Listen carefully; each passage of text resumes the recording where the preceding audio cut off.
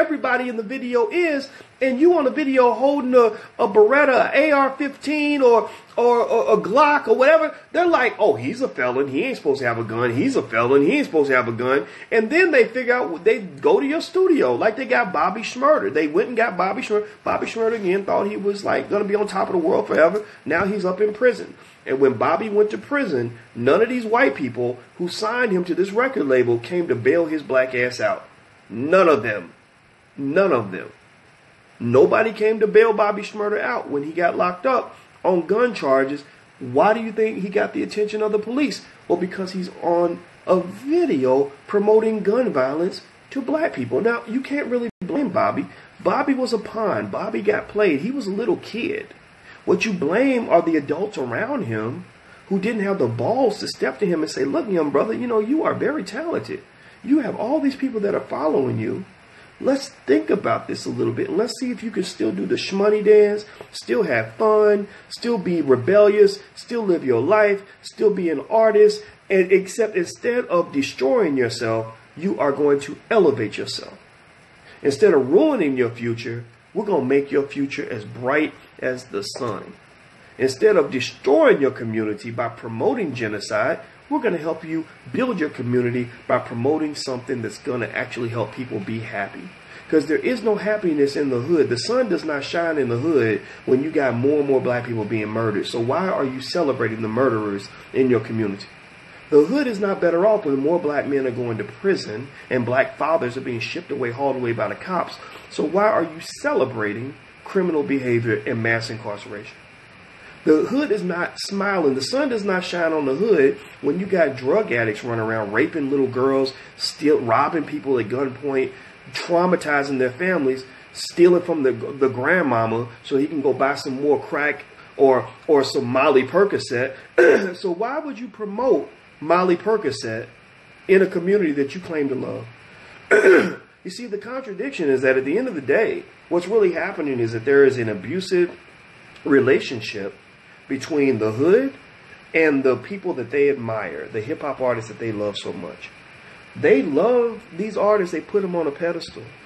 But these artists are not working for puppet masters who love the hood. Think about this.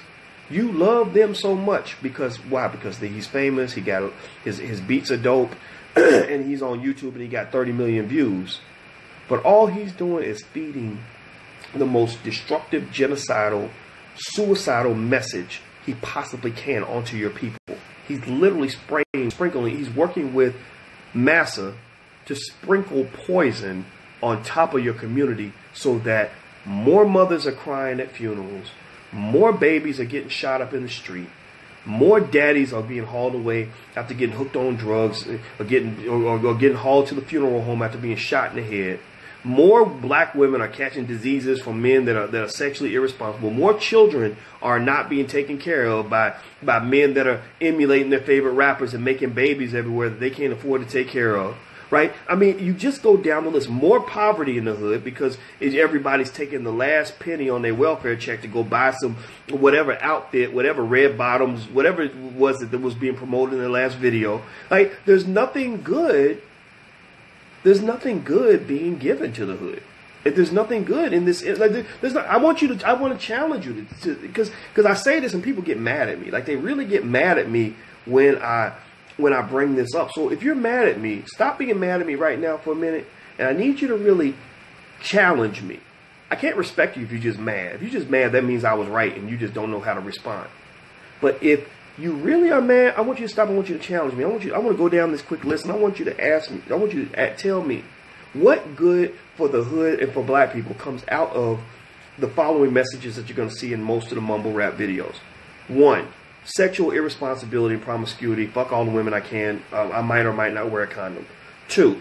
I'm going to go take my money and make it rain. I'm riding around and I'm getting it. It's mine. I spend it. I go to strip club, drop $100,000, and that's what I brag about. So any money I have is going to be gone. So poverty continues to persist. 3. weapons. I'm promoting weapons to black men. I'm telling black men, you know, that I'm cool because I shot a nigga in the head. I'll come and I'll shoot your grandmother up. Lil Wayne literally had a verse like that where he said, I'll show up and I'll shoot your grandmother up. Y'all just missed that because y'all think that shit's normal. So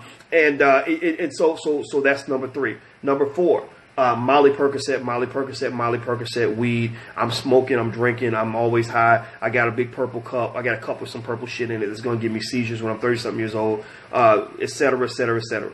Next, black women ain't nothing but bitches and hoes and dirty sluts that are worth nothing to me, and I'm gonna make them fall in love with me just so I can break their heart and traumatize them and make them just useless for any man that they ever meet for the rest of their life, because I think black women ain't shit, especially if you're dark skinned, because dark skinned women are the ugliest thing I've ever seen in the world.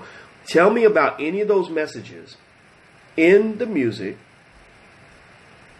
that is productive and helpful to black people. Tell me what message in here will make a young black male more intelligent. What's going to make a young black kid want to, read more books or want to make intelligent money moves, invest in his future?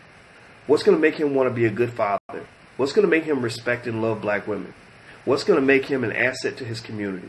What's going to make him alert and focused so he can reach his potential and actually compete in this white supremacist world? Tell me. Just tell me. Somebody tell me. Because, I think that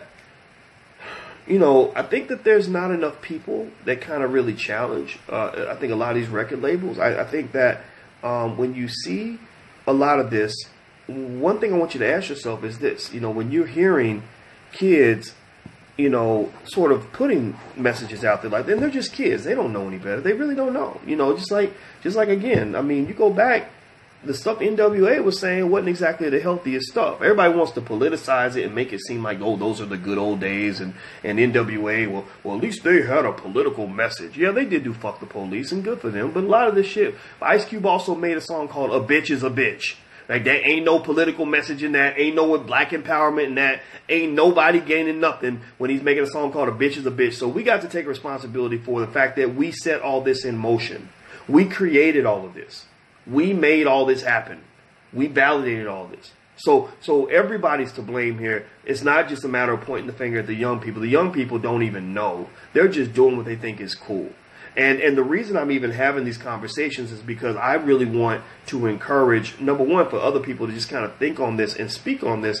But then two, I want the young people to just ask themselves questions like, if I do something, like if I make a mumble rap video with guns. I had this conversation with a rapper not too long ago. I told him this. I said, look, man, I saw your video, dog, right? I get a lot of rappers that send me this stuff. Ever since I was connected to that rapper, Young M.A., and Young M.A. gave me credit for making her famous, which I really didn't do. I just put her video on my Facebook page and it went viral. Next thing I know, she had a record deal.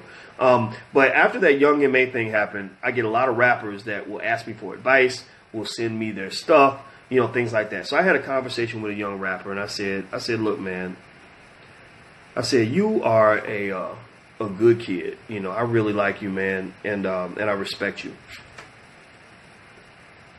I said, also, I know what you've gone through. I know that your mama was on drugs. I know that you had to make it through the hood, and you had to see a lot of things that you shouldn't have seen. You had to go through a lot of stuff you shouldn't have had to go through. I said, but, here's the thing. I said, look, I saw your video. And in the video, I felt like the lyrical content was great. The music was great. All of that. But the imagery was pretty much the same shit that I see in every video. It was corporate imagery. It was nothing but a corporate message. And what I mean by that is it was the same stuff. It was a formula. It was the women, the weed, the liquor, the guns. And I was like, I kind of think you're more intelligent than that. And I kind of think that if you're going to be an artist, being an artist means that you are original. Being an artist should not mean that you're just following a formula. What are you, a McDonald's cheeseburger? Because McDonald's, that's how they make their money, through standardization. By making the same goddamn thing over and over and over again, a million times over. And then they say a billion served. Is that what you want to be? Is that what you want to be? Is like a product off an assembly line? Is that what you're not an artist anymore. You're nothing more than a corporate puppet. You know, that's what corporations do. They mass produce the same thing over and over and over again. That's how they make their money. So everything in your video, I've seen it before 1,000,000 times. I didn't see an artist. I saw a corporate spokesperson. So I said, look, my thing is, if you're going to have the weed, the liquor, the women, or whatever in your video, I'm never going to judge you for that. I'm never going to tell you that you can't do what you're going to do. I said, but if you put something in your video, I would like for you to ask yourself a couple of questions. One is, am I spreading something that's going to, you know, help my people, or something that's going to only add more pain and trauma? You know, if you've seen somebody get murdered before, do you really want more shooting in your neighborhood? You know, or if you dealt with a mama who was a drug addict, do you really want more mamas to be drug addicts? Right? So I want you to ask yourself, you know, like when I say something and little kids are looking up to me and all that because I'm become famous, like, is that something, do I really want them to emulate what they're seeing on screen? Is that really going to make their life better? And I said, number two, I want you to ask yourself, is this really what I want to do? Or is this what I'm doing because I think that everybody else is going to think it's cool? Right? That's it. Like I mean, really, because if you're an artist, you look at the greatest artist of all time, you know, Prince. Prince was a great artist. Prince did what he wanted to do because it made him feel free as an artist. He did what inspiration guided him to do. He was expressing who he was as a human being. He didn't do shit just because it was popular, just because it was formulaic. You know, that's what the difference between, like, say, Prince and maybe like a Bruno Mars. Bruno Mars is a great singer, but every song Bruno Mars puts out, you've heard it before. Bruno Mars is an excellent performer and an excellent singer, but he also is a corporate product. Prince was not a corporate product. Prince was like all over the place as a hip hop artist. He expressed he wasn't a hip hop artist. I'm sorry, I was thinking about hip hop. But Prince was a guy who he might put out a song that you hated, but he didn't care because he was expressing himself as an artist, right? So ultimately, I think that in hip hop we need more artists. You know, even if you're gonna mumble rap, I think at least be creative about it, man. Like, at least say something that's gonna actually, you know, show that you are creative. Like Kendrick Lamar is an artist. Kendrick raps about all different kinds of stuff. He gets to express himself all across the board. He's very creative. White people get a little more freedom for expression. Like Eminem. If you listen to Eminem rap, Eminem raps about everything from being hooked on drugs to wanting to kill his baby's mama to, you know, how much he hated working, you know, when he had a regular job. Like he'll talk about whatever's on his spirit, right? So I think that that's what's happened. Is like a lot of these guys are not artists. They think that they're artists, but really you're just kind of following a formula. You're kind of doing whatever this white man behind you is telling you to do so you can get 20 million views on YouTube. And that's why you don't feel like you got to listen to black people like me. They only start listening to people like me when they fall off. When the white people throw them out or reject them or lock them down or let them rot away in prison. That's when they start listening to people like me. But when they got all the money and all the fame and all the women and they think they're on top of the world, they don't listen to people like me because they think that what I'm saying is bullshit, that it's old-fashioned, or that it's silly. You know, and that's another issue, right? A lot of these young guys never had a father. You know, a lot of their fathers were not there, largely because of the war on drugs, you know, things like that. And also, a lot of these boys were molested growing up. So I think it's why you get these gay thugs from, like, which is like a weird concept to me. I've never seen that before, but it is what it is, whatever. But I think a lot of these kids are molested.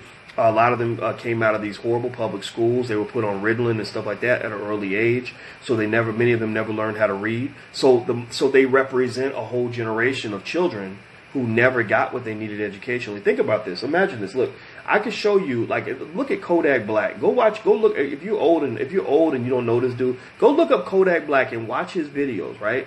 And I want you to ask yourself, could a rapper like that have come out of an African-centered school?